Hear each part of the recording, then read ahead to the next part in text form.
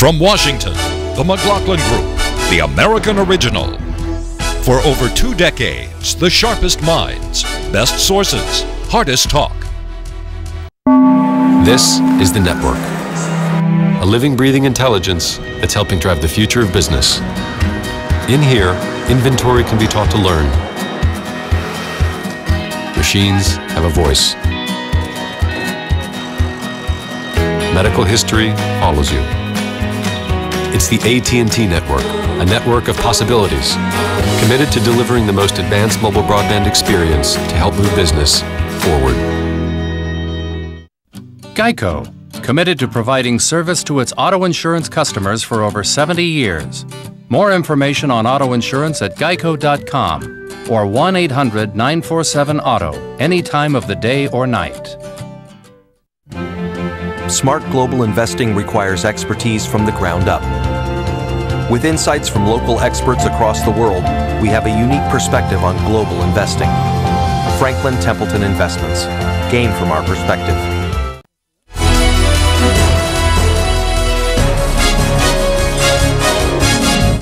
Issue 1, Clash of the Titans.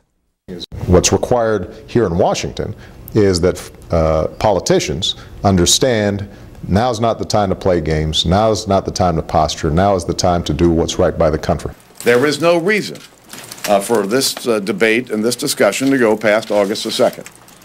All it takes is a little courage to actually cut spending and put America on a path of fiscal sanity. Friendly titans clashing. The President of the United States and the Speaker of the U.S. House of Representatives at issue. The legal limit on the amount of money the U.S. federal government can borrow at this point in time. In other words, the debt ceiling. The ceiling, or limit, is now $14.29 trillion. The White House and Congress have until August the 2nd to raise the debt ceiling. 2 weeks from this coming Monday, midnight, is the deadline. Without upping the ceiling, the U.S. will be unable to borrow the money it needs to pay its obligations. Then this catastrophe. Fairly soon after that date, there would have to be significant cuts in Social Security, Medicare, military pay, or some combination of those. Mr. Obama and Mr. Boehner had been working on an agreement, but that deal ran into one key obstacle: taxes. The president wants to hike taxes on wealthy Americans. The best place to get those revenues are from folks like me who have been extraordinarily fortunate, and that millionaires and billionaires can afford to pay a little bit more. Speaker Boehner says tax hikes will hurt the economy by draining business capital dedicated to hiring new workers. I appreciate tax hikes, Mr. Boehner says, are a non-starter. The American people understand that tax hikes destroy jobs. No tax increases ever on the table. Question: if there is a gap between hitting the ceiling and raising it, will that cause a double-dip recession? Pat Buchanan. I don't think it would. I don't know that it would cause a double-dip recession, John. It would really hit the markets hard, but it's not going to happen. They're going to pass the debt ceiling, I believe. The president's not going to get any new taxes. The Republicans can't give them to him and survive, quite frankly, in the House. So I think what you're going to get is an increase in the debt ceiling and maybe some small budget cuts. But this has been an historic opportunity that the Republican Party had to use this debt ceiling to place cuts and send them down to the White House again and again and again, give the president these cuts. And frankly, they could have rolled back the federal government, and they have failed to do it, and they've lost the opportunity because they're too deeply divided. I'm not even sure, John, a debt ceiling can get through the House. The Treasury will likely collect in tax receipts in August approximately $172 billion. That will leave a shortfall of expenditure over revenue of about $130 billion. What's going to happen?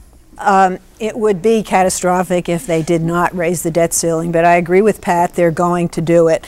And they're going to behave the way Washington typically behaves in these situations. They will do the very least that they have to do, and then they will, to use the famous Washington phrase, kick the can down the road. I agree this was an historic opportunity. It may not be entirely lost. There's still a couple of weeks left.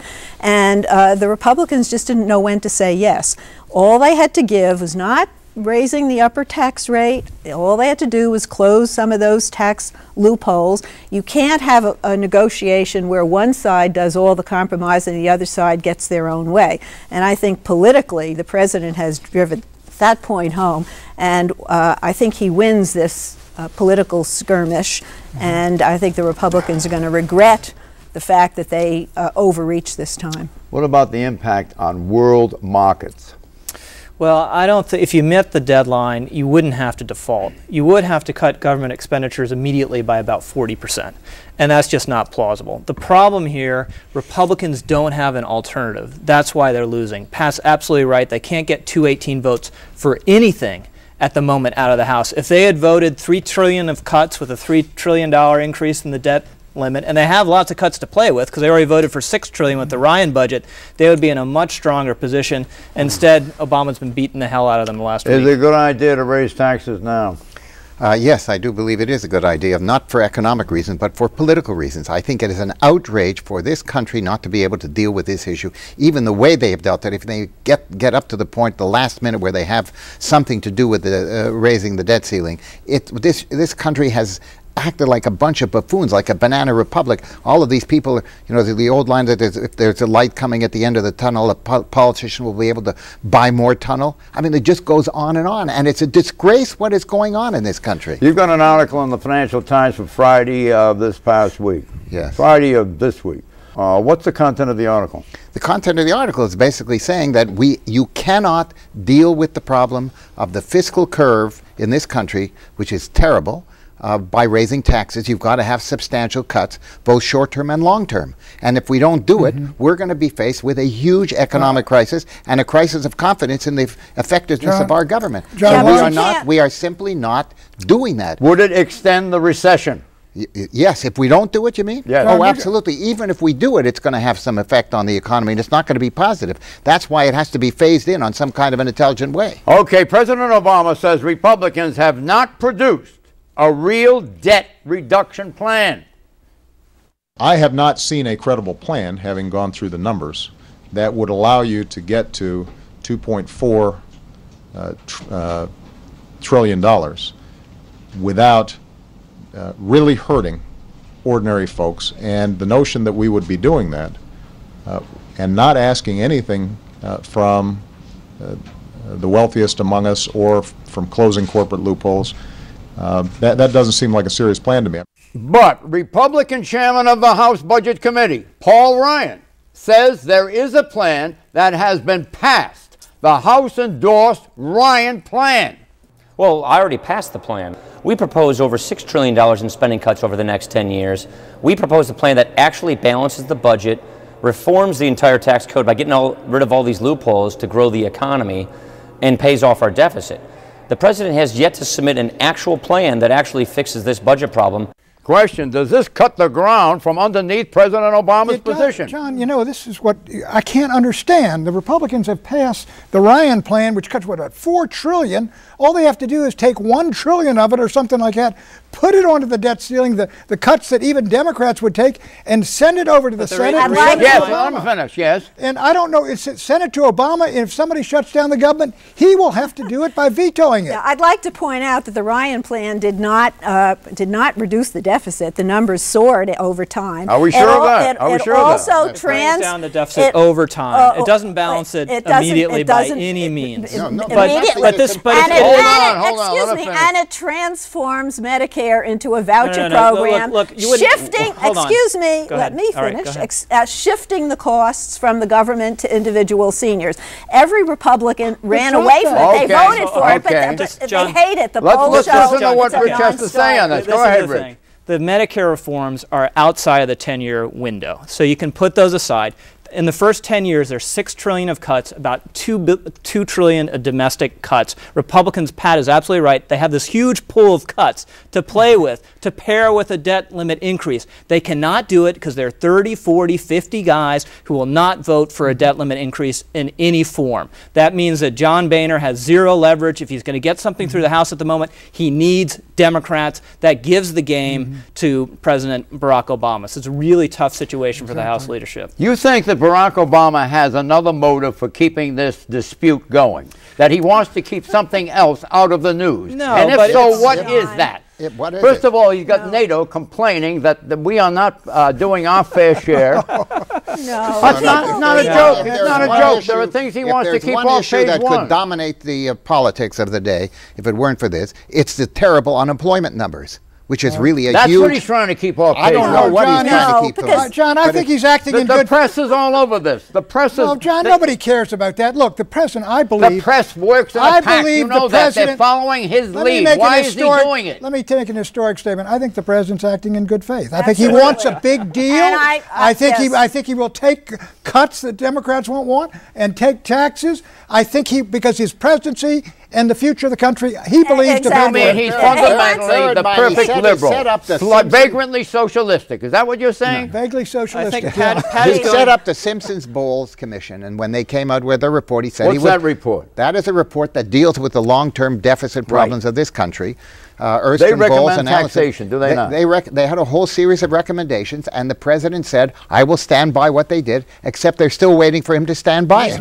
He's never taken this seriously. Not in his own budget, not in his budget speech revising his budget, not when Bowles Simpson came out with their thing, not at the beginning of this debate when he wanted a clean debt limit increase. So that he is winning a debate over the fiscal future of the country is astonishing. He's winning and but he's keeping something else off page one. What is it? No, this is a genuine The unemployment problem. The unemployment problem doesn't even figure in this. You cannot keep unemployment off the front page. It doesn't have to be on the front page. People are living it in this country every day. This ongoing impasse does not help Barack Obama in terms of how people feel about the economy. He's got to get past it. He wants a big deal. It would be good for his reelection. I believe John Boehner wants to do the right thing, but he can't. I don't see how he gains from a deal that increases taxes. John, let me ask Rich a question. What's that again? I want to ask Rich a question.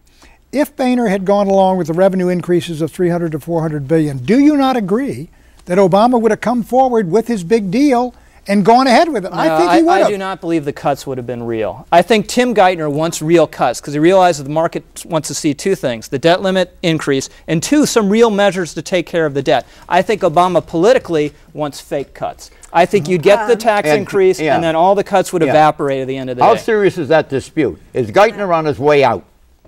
No, I don't know about that. I just think he really sees... He's on his way out. Yeah, he said he's going to leave, and he would not say he would stay to the end of the term, just quote-unquote, for the foreseeable future. So I believe he's definitely going to leave. So he was told politely by the White House Chief of Staff, it's time for you to move on. I think they can't get him replacement.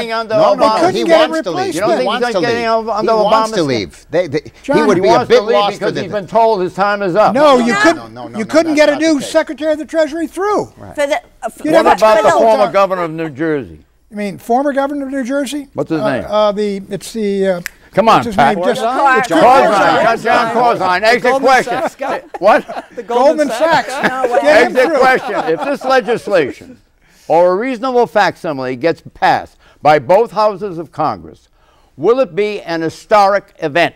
Pat Buchanan. Oh, I think if they got Obama's big deal, it'd be historic. I don't think they're going to get a small deal. I think they're going to get some baby cuts, and they're going to get an increase in the debt ceiling. If they increase the debt ceiling, okay, disaster averted, but it's hardly historic. Yeah, you'll get a fizzle, and it'll happen probably August 1st. If they got a $4 trillion cut in expenses to go along with it would be a historic event. They're not going to get it. I don't believe that either. Mortar's right on both scores. Issue 2, Rupert on the run. Do you walk this fast all the time? I know when I'm running away from you guys. Media tycoon Rupert Murdoch didn't only deliver the news this week. Murdoch was the news and continues to be the news. The owner of News Corp, a $32 billion media conglomerate, is in the eye of a world storm. The rap is hacking. Murdoch's journalists have been hacking into the cell phones, apparently, of the owners and users of those phones. Police reports say there could be as many as 4,000 victims. Murdoch's journalists also invaded confidential medical records. One of those victims is the former Prime Minister of the United Kingdom, Gordon Brown. Two of Murdoch's newspapers reveal private medical records of the son of Gordon Brown and the young boy's history of cystic fibrosis. which his mother and father had been treating as a family matter. I can't think of any way that the medical condition of a child can be put into the public arena legitimately. The international uproar over Murdoch's newspaper hacking killed a pending Murdoch broadcasting deal, namely to purchase British Sky Broadcasting, a deal valued at $12 billion. The sitting UK Prime Minister, David Cameron, plus the British public, sidelined the planned merger. What has happened at this company is disgraceful. It's got to be addressed at every level, and they should stop thinking about mergers when they've got to sort out the mess they've created. On this side of the Atlantic, lawmakers in the U.S. Congress call for hearings. House Homeland Security Committee Chairman Peter King and the Senate Intelligence Committee member Jay Rockefeller. You know that the Department of Justice and all kinds of other federal agencies are going to be going after this very hard, and we will too. Question. Democratic Senator Robert Menendez has called for the Justice Department to probe allegations that a Murdoch newspaper proposed hacking the cell phones of 9/11 victims' families. How incendiary is that an allegation? Mort? Well, if it's true, it certainly is incendiary. And all of these things, the hacking that has taken place in England has actually delegitimized his company. He was forced in a very gutsy move to shut down the major newspaper, the News of the World, and he is now being investigated by as many parliamentary committees as possible. They've stopped the major transaction that he's been working on to take 100% control of B-Sky B, which is the major cable company in England. So he's got his hands full, and it's amazing to me how fast this has all happened for a man who was really the premier media baron in the world and has now run into an overwhelming number of attacks on its company and on the failures of the company to, shall we say, conform by the honorable rules of journalism. John, the hacking is bad business, nasty business, no doubt about it, and they're going to prosecute people over there in England for it, and as Mort says, if they're doing it over here, he's got a real problem. But I'll tell you, people have seized upon this, and they've seen Rupert Murdoch. They've now got him in their gun sights, people who don't care a thing about hacking, but who hate Fox News, who hate the conservative, the Wall Street Journal and the other publications he's got, and they're going to go after him, frankly, the way in the Watergate days they came after Richard Nixon. They're after other game than the hacking. He's got a motion picture empire, too. Well, Avatar and a lot of they want to take him down. Well, I'm glad you raised Watergate before I did, because this does remind me of the sort of the drip, drip, drip, and they're asking the questions, what did he know and when did he know it, and possibly could he go to jail over this. This is a man who's been feared, certainly in the UK, and revered to some extent in this country for what he has accomplished, but also feared. Suddenly the fear factor is gone, and it's open season on Rupert Murdoch. The Wall Street Journal is a jewel in the American newspaper world, and he's done fine with that. But his involvement in politics in this country is disturbing to people on the progressive side, and so naturally there's no evidence that Woodward and Bernstein hacked.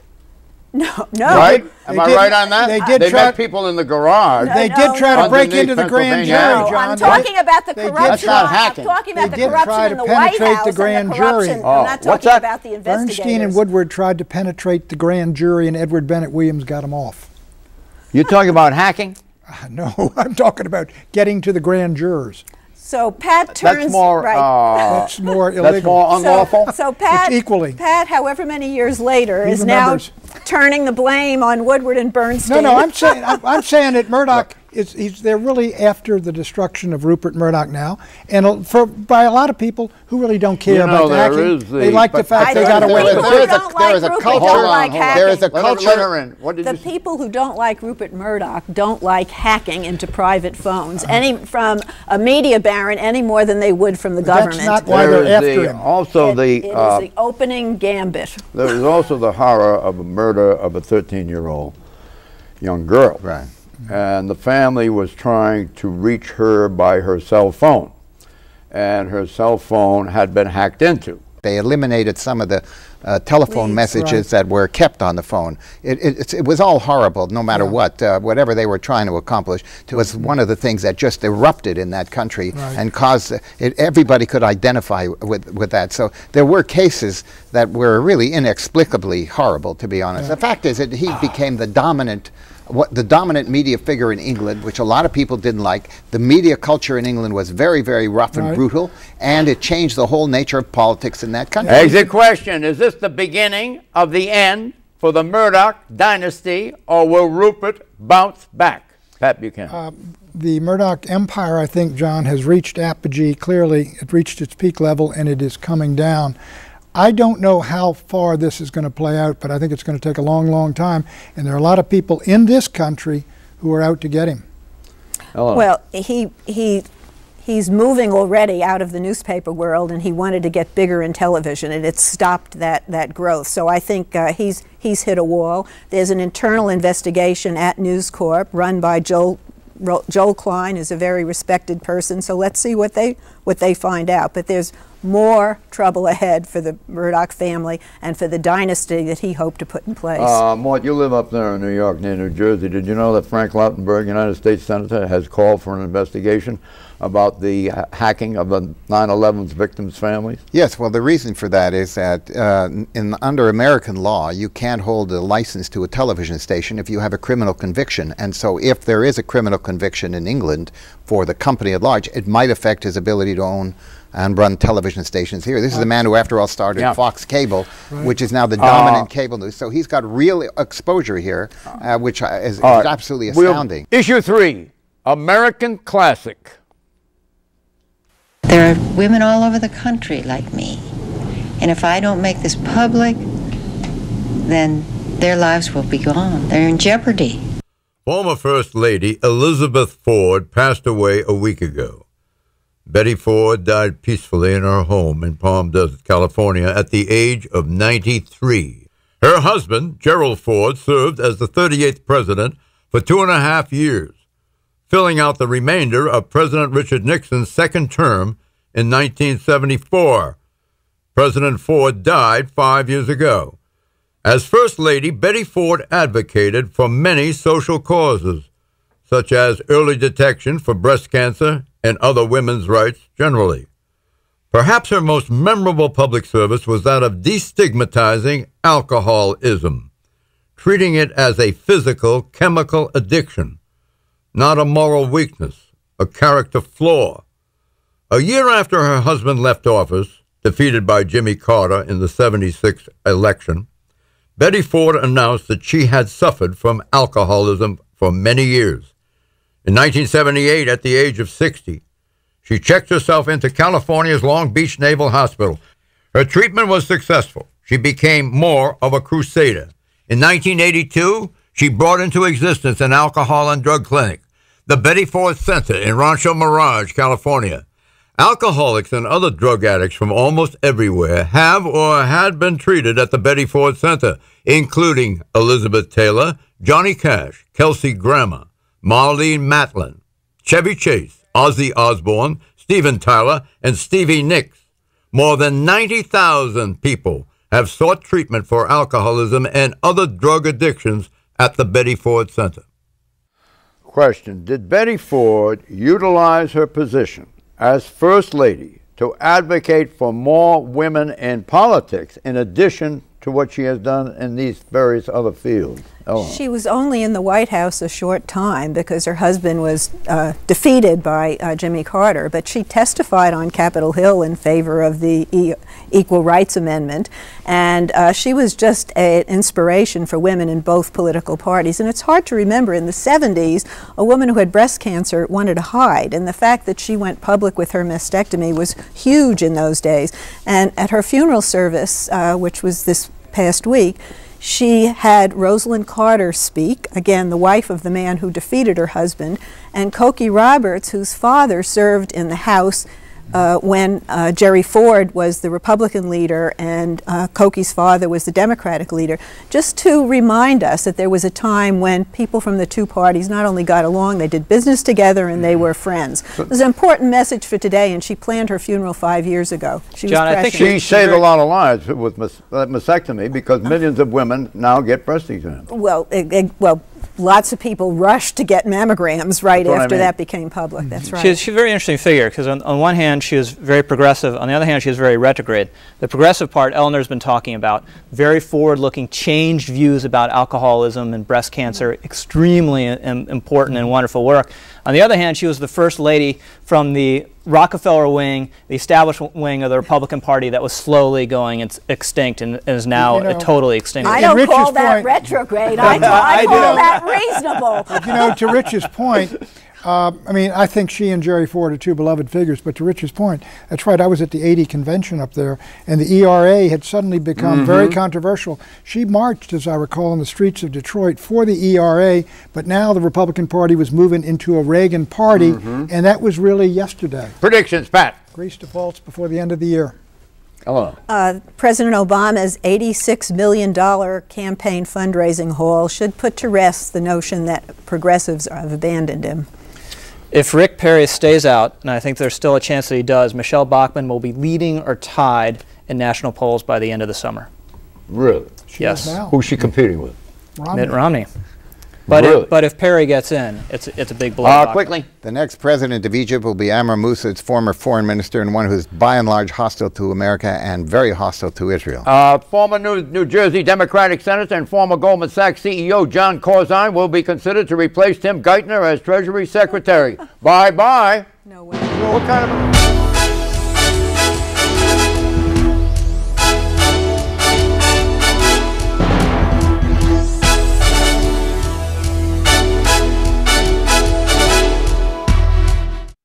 Geico, committed to providing service to its auto insurance customers for over 70 years.